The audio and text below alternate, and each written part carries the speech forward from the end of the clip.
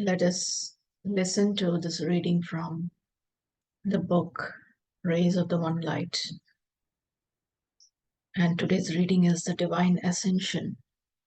Truth is one and eternal. Realize oneness with it in your deathless self within. The following commentary is based on the teachings of Paramhansa Yogananda. In the Gospel of St. John, chapter 14, we read, I am the way, the truth, and the life. No man cometh unto the Father but by me. What is this I when spoken by a master who has conquered every vestige of ego consciousness? Therein lies the mystery of true scriptural teaching. That I, that is no I. Does it even exist? In what way is it different from the consciousness that animates other human beings? Jesus was not saying, look at me, don't look at other masters. He was saying, rather, look at the divine self. That is the essence of who you are, your very self. You are that I. No man cometh unto the divine consciousness except by first recognizing his own intrinsic divinity hidden behind his delusive ego. The Bhagavad Gita in the 4th chapter states, O son of Pritha, Arjuna, in whatever way people accept me, in that same way do I appear to them. For all men in some way pursue the path to me. Meditate on the divine incarnations, their lives, and the consciousness animating them will be your stairway to the infinite. Thus, through Holy Scripture, God has spoken to mankind. Oh, oh, oh, Om Shanti, Shanti, Shanti.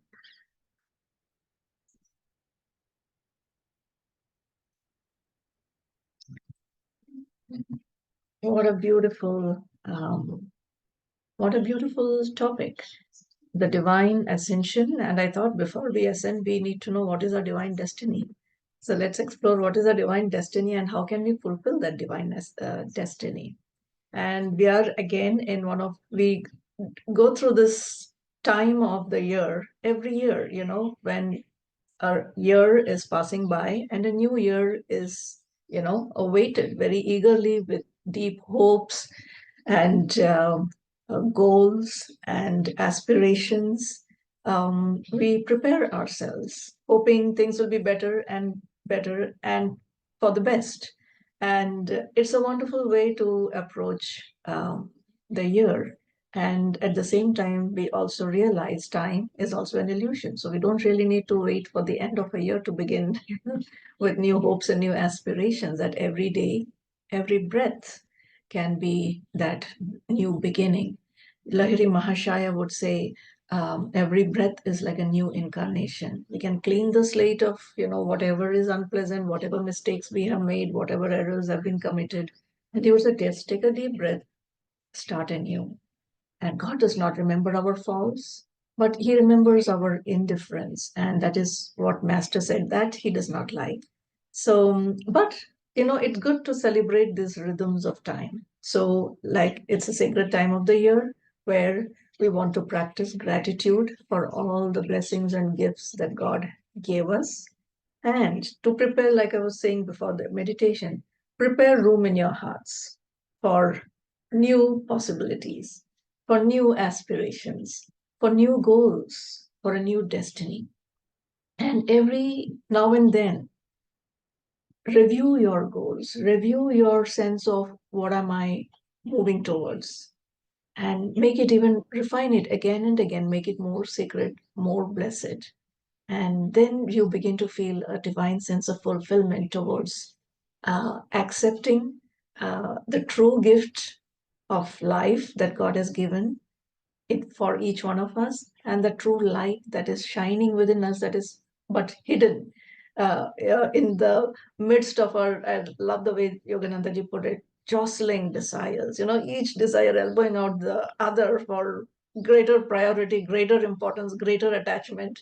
And it's a wonderful metaphor that he used. And we need to now, with deep respect and reverence, acknowledge that desire because it is born of the fruit of our longings. Acknowledge that desire, but acknowledge also, as Swamiji writes in that reading, the true self, the true essence behind that longing, behind that desire. And when we recognize the true essence, we will willingly offer it back to the light, knowing that in this light is a fulfillment of that desire. In this light is a fulfillment of what I'm seeking and of the essence and the spirit of what I'm seeking. As we were meditating, I was just listening to all the bird songs around and just feeling that light around us. And I was feeling very grateful to God that what a beautiful kingdom we have entered, even outside in this realm of Maya. He has given us a beautiful, entertaining kingdom. But what happens is we get lost in this garden. We get lost in this outer, diverse, appearances and the magical lure of, all things that are outside, the light, the sounds, everything, the pleasures, the joys. And we think, oh, that's the reality.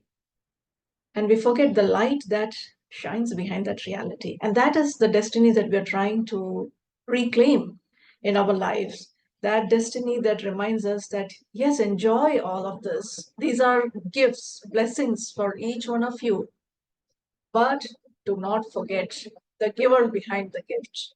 Do not forget the giver who has carefully created this entertainment for us with deep thought. It's not just we have not just been what do you call, abandoned here in this universe. No, it has been a very care. It's just like a parent designs a beautiful crib for a child that is coming into a new child that is coming into this world. The parents give deep thought, 9 months of deep care for the child, preparing the room for the child, preparing everything that will make the child comfortable. It's not like it's not a burden on the parent. It's a deep joy, and with deep anticipation we prepare room for the child. And so likewise, friends, even as we enjoy this universe, this outer kingdom, prepare room for God, prepare room for his awakened sons, because their lives represent the true aspiration of our soul. Their lives represent the true aspiration of the light that is who we are. It's a wonderful practice. We celebrate the birth anniversaries, the Mahasamadhis of our masters. It's good to dedicate a week meditating on their life.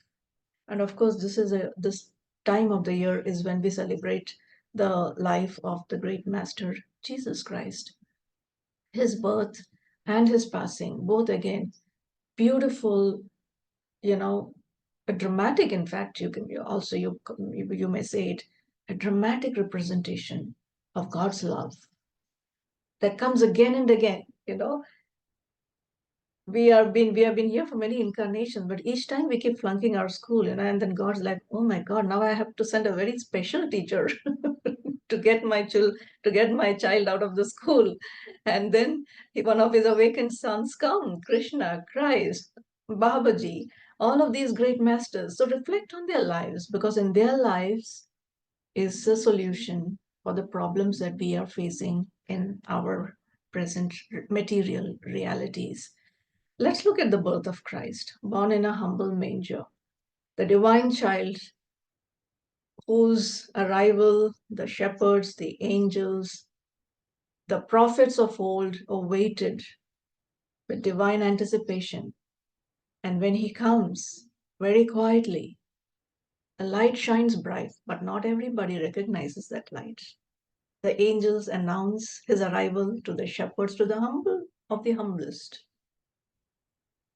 And then he comes with divine power, but at the same time, as he enters into this world of Maya, he is also subject to the laws of Maya. And so this child is now feeling cold, is now fragile, needs the care of the parents. And Swamiji writes a very beautiful, very deep truth. He said, this is representative of the divine awareness that awakens within us. How does awareness come? First, it comes as a subtle realization. And if we are not alert to that realization that has been given to us, it comes and it goes. And then sometimes we are alert, and we recognize it and we say, this is a divine truth. This is a wonderful realization. This is a wonderful wisdom. I must write it down. You have to, you have to take care of that realization that has come. Just like the child needs to be cared for, nurtured into an adult, that that nascent realization that has come into our consciousness through an experience, a trial, a challenge, an opportunity, hold on to it, nurture it. Otherwise, it will be lost. I remember somebody once said, things got busy in life and, they were not able to pursue their meditations and their practices. And after a couple of weeks, when I met them, the person shared a very important realization. The person said, when I started the practices, I had a deep longing for God, to know who is God. How can I experience Him more? And then she said, I got busy for a couple of weeks. I was not able to keep my practices. And now even that longing is gone. That's a big loss. And I thanked her for sharing it. And I said, this is an important lesson for all of us. That if we are not taking care of that birth of divine awareness within us and protecting it through daily practice, through daily recognition and reverence and adoration of this divine awareness, like a little child that needs to be held close, it will be lost. The child will wither and die within us. We won't even realize it. So when you find yourself in those moments of inspiration, that is the time. And you have to take concrete steps. Because in this world of matter, sometimes, if not every time, take material steps also to ingrain, impress that truth in your consciousness. Take a notepad, write it down. Affirm again and again every morning. At work, when I used to work in my cubicle, I used to write down, I had a print of 12 to 14 principles that I wanted to look at every morning. And the first thing I would do when I would get into my cabin is just look at all those 14 points and remind them again. Because what is this, the highest activity, meditation, what is this practice about? As Patanjali very rightly called it, it is smriti. We are trying to remember. And the disease that caught us in its trap was forgetfulness. We forget. So practice, what does practice do? It is remembrance. It is reminding us again and again of the essence of our practice. And the essence of all our practices is a reminder of our divine destiny. Hong Saw, I am spirit. The technique of Om, communing with Divine Mother. Who is my mother? Yes, we have earthly parents. But Swamiji goes on to, in fact, Yogananda ji goes on to explain in the autobiography of a yogi, who are the true parents. And I'll read that portion a little later. But every practice that we have been given by the masters, they are reminders of the light that is hidden within us, that has been subdued by jostling desires within us. So let's again now take the life of Christ. Everything in the life of Christ, like in the life of every master, comes to proclaim. And sometimes their lives are very stark, dramatic, because the proclamation, that's you can call it, the intensity of that proclamation is needed for that mission that they come to accomplish. Christ's life, 33 years, short life, a very dark materialistic age where the priests of the time had forgotten the teachings. And he had to come to restore the true essence of what the Jews were supposed to practice and represent in their daily lives, but they had forgotten because of the hardness of heart, as the scripture calls it. What is the hardness of heart? Lack of devotion, lack of love for God. That love for God in the consummation of material desires becomes love for the little self. And we lose ourselves in that little garden we create for ourselves of the I want this, I like this, I think this is right, I want it this way, like the priests interpreted the laws in the ways that were convenient to them. Name, fame, power. If we are not alert to how we use this instrument of the ego, we quickly lose ourselves in the weight of matter, and we won't realize it until we have gone so deep down and we begin to acknowledge that and we begin to accept that as the truth, that this material world, this is what is real. How often we come down to know this desire, this is what is real, this is what I need in my life. And then Swamiji beautifully explains Christ's life. He goes on to explain the teachings, and then his uh, passing, his death on the cross, is also a great teaching. The divine destiny that he came to fulfill. Now, we might ask, who wants such a divine destiny? But what does that cross represent? We all go through our crosses. We will not necessarily have the kind of cross that Christ had, but what Christ's life came to represent is the principles that are always at play in our lives when we enter this world of Maya. And that cross, each one of us, that cross comes to crucify our material longings. And when we are called to the test, are we able to say, not my will, but thy will be done? And now Swamiji here makes a very important point. We begin with nurturing the divine awareness. When we continue to nurture the divine awareness, you begin to, through, and how do you nurture the divine awareness? Practice, daily practice. And what does daily practice do? It strengthens it in your consciousness. It strengthens that principle, that truth in your consciousness. And that is why in the reading, Christ says, I am the way, the truth, and the life. Now, when religion gets into the game of power and, protection of, one's boundaries, you begin to get fanatic about these truths. And you say, oh no, Christ is the only son. He is the only way, the only truth, and the only life. And you begin to reject other masters. Oh, that's not what Christ was talking about when he said, I am the way, the truth, and the life. What he was saying is, and he could say with complete truth and honesty, I am the way, without sounding egoistic. I am the way, the truth, and the life, because he was identified with it inwardly. He was the living truth. He was the living way. He was the living life, because God was in him and he was in God.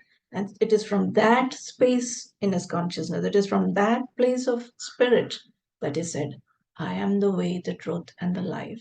And he came to tell us, likewise, there is that light that shines within each one of us that has the way, that has the light, that has the truth.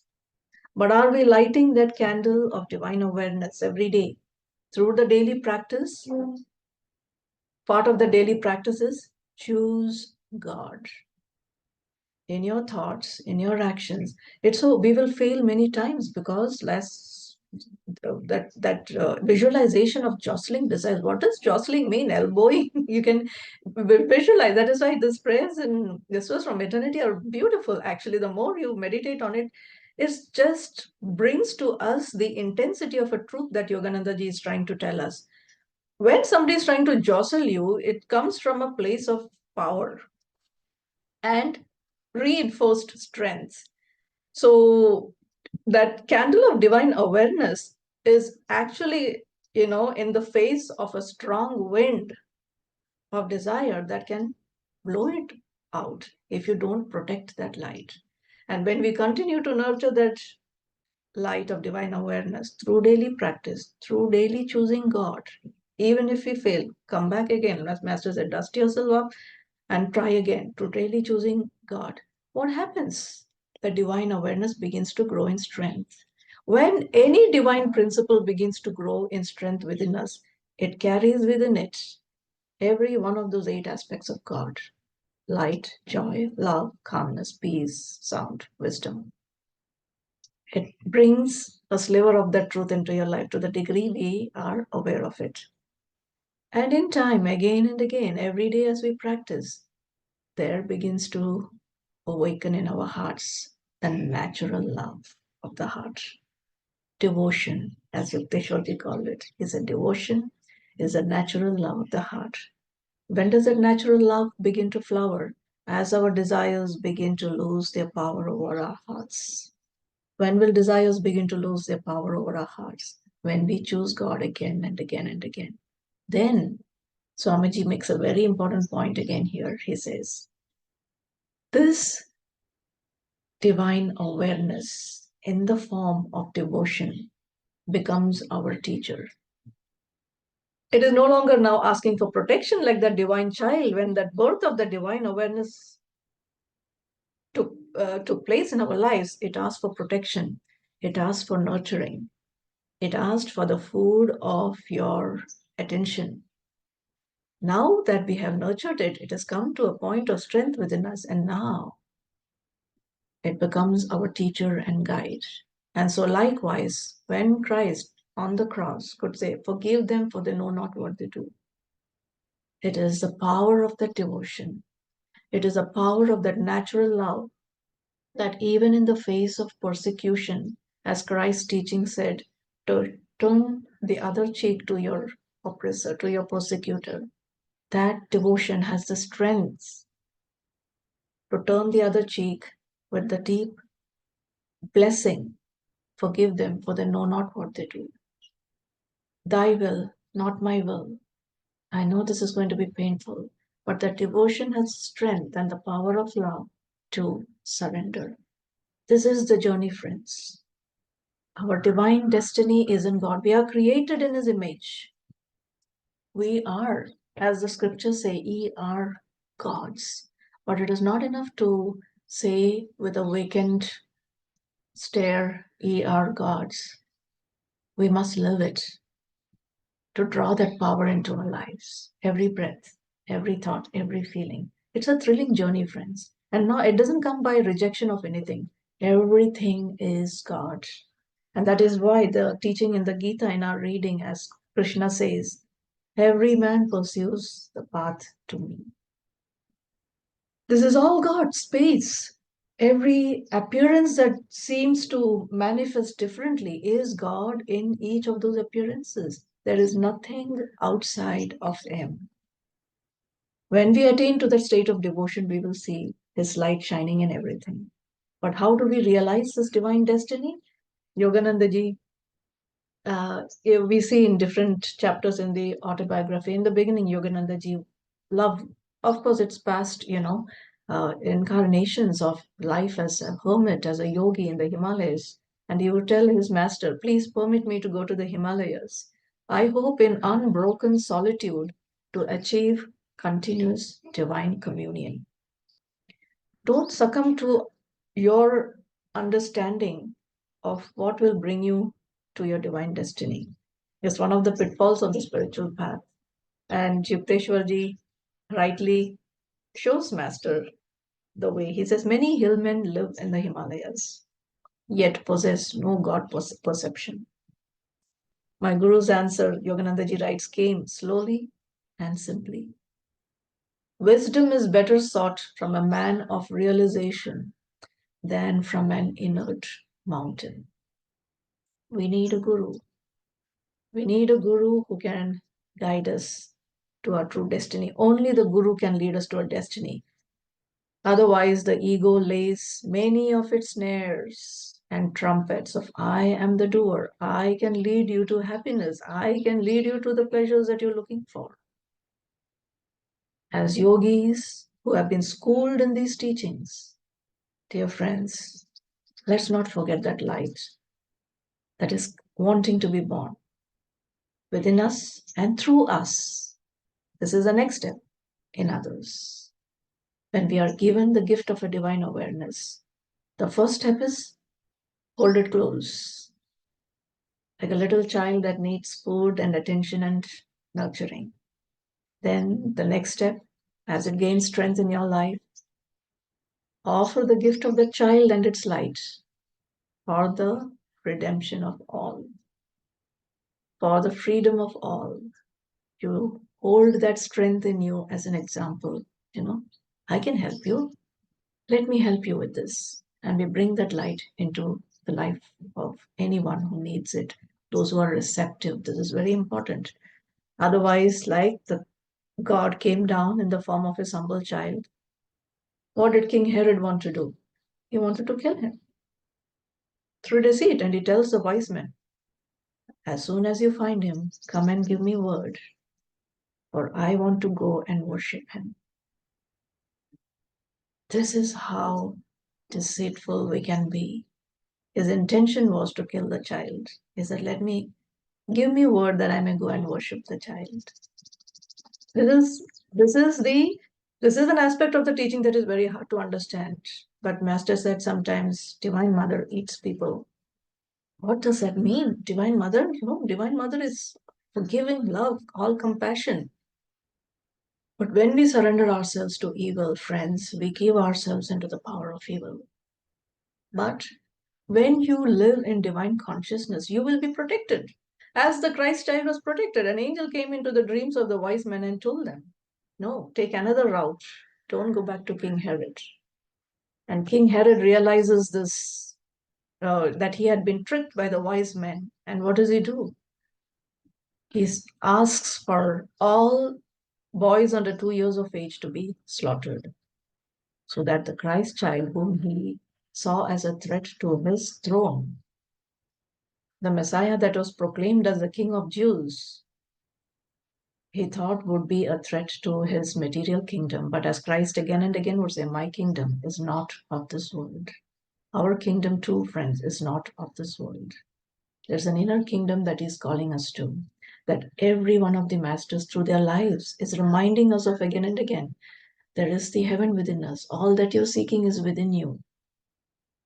When you enjoy it within, you will be able to enjoy it outside with complete joy, happiness, bliss, without being a slave to that experience. In total freedom comes total bliss. Do we enjoy the gifts of our life with total freedom, or do we enjoy it with the insecurity of a gift that we want to possess but fear that we will lose? We have the universe. We are gods. We do not need anything more. Let's remind ourselves as we enter into this new year, as we set goals, let that goal be right up there.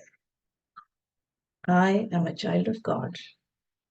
Every goal must reflect this divine truth. Every breath, every thought, every action, I will continue to strive to endeavor that it may be a reflection of that light which is within me. And when we do things that draw that light out of us, we strengthen that light. If you choose to see, Yogananda ji would say, this is a very powerful teaching. He said, when we choose to see negativity, when we choose to see what is a problem, he said, you strengthen the darkness inside you. But when you choose to see the light, when you choose to see positive, and when you choose to experience and practice positivity, you strengthen the light within you. And Swamiji said once, you have no idea how quickly you progress on the path when you stay positive. So, dear friends, I want to close this satsang by reminding us all to uh, not lay this divine child in the forgotten chambers of desires, but hold it close to your heart and offer your life to it, as though your very breath depended on holding that light, that child, close to you and making him a part of your breath, your life. Let's close with this affirmation of God remembrance and the practice of it.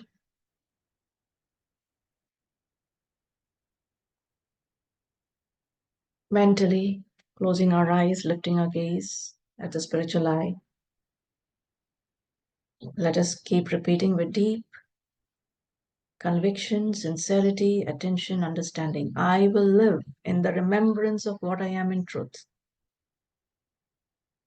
Bliss infinite, eternal love. I will live in the remembrance of what I am in truth. Bliss infinite, eternal love. I will live in the remembrance of what I am in truth. Bliss infinite, eternal love. One last time, offering yourself into the power of these words. I will live in the remembrance of what I am in truth. Bliss infinite, eternal love. Let us offer this prayer, Lord, thou art always with me. Help me to feel behind my thoughts thy inspiration, behind my every emotion, thy calm, all transforming love. Om Shanti, Shanti, Shanti. We will now